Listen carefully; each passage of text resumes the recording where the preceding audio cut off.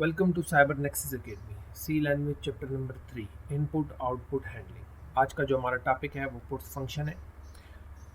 Puts function हमारे पास output statement होती है। वैसे प्रिंट स्टेटमेंट के लिए भी हम इसको यूज़ करते हैं। प्रिंट स्टेटमेंट में हमारे पास पुट्स फंक्शन है, प्रिंटफ फंक्शन है। पुट्स फंक्शन हमारे पास एज ए स्ट्रिंग यूज़ होता है। अगर हमने कोई वर्ड प्रिंट करवाना है, कोई लाइन प्रिंट करवानी है, उसके लिए हम पुट्स फंक्शन यूज़ करते हैं। पुट्स फंक्शन जो है वो studio.h लाइब्रेरी के साथ कनेक्टेड है। अगर हमने पुट्स फंक्शन का यूज़ करना है तो हमने studio.h लाइब्रेरी मस्ट इस्तेमाल करनी है। अब हम प्रैक्टिकल वर्क की तरफ आते हैं। ये हमारे पास डेव C++ 5.1, यहाँ पर मैंने सी लैंग्वेज के लिए एक इन्वायरमेंट क्रिएट किया हुआ है। Hash include studio.h, hash include canyo.h main है, और getch फंक्शन जो कि प्रिंट के लिए, प्रिंट स्क्रीन के लिए यूज़ होता है। यहाँ पर हम करैक्टर ले लेते हैं और एक वेरिएबल डिक्लेयर करा देते हैं ग्रीटिंग के नाम से, और उसके साथ हम स्ट्रिंग को शो कर देते हैं। और यहाँ पर हम एक वर्ड लेते हैं हेलो, और हम कहते हैं इस हेलो वर्ड को हमने पुट फंक्शन के ज़रिए प्रिंट करवाना है। तो यहाँ पर पुट फंक्शन हो गया, और फिर ग्रीटिंग जो कि हमने एक वेरिएबल लिया था, और आखिर में सेमीकोलन ताकि हमारी स्टेटमेंट एंड हो सके, एग्जीक्यूट, कंपाइल और रन।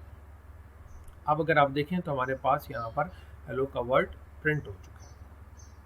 इसी तरीके से अगर हम इसी हेलो के वर्ड को अगर प्रिंट एफ स्टेटमेंट में प्रिंट करवाना चाहें तो वो कैसे करेंगे? प्रिंट एफ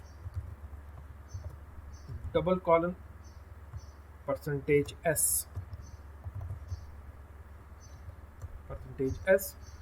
ताकि हम जो करेक्टर्स हैं उनको प्रिंट करवाना चाहते हैं, और साथ में हमारा जो वेरिएबल होगा उसको हम डिक्लेयर कर देंगे ग्रीटिंग, आखिर में semicolon for the ending of the statement, execute, compile and run. आप देखें वही वर्ड हमारे पास हेलो का प्रिंट हो रहा है। तो हम प्रिंट एफ का फंक्शन उस वक्त यूज़ करते हैं जब हमने पूरे प्रोग्राम को प्रिंट करवाना हो।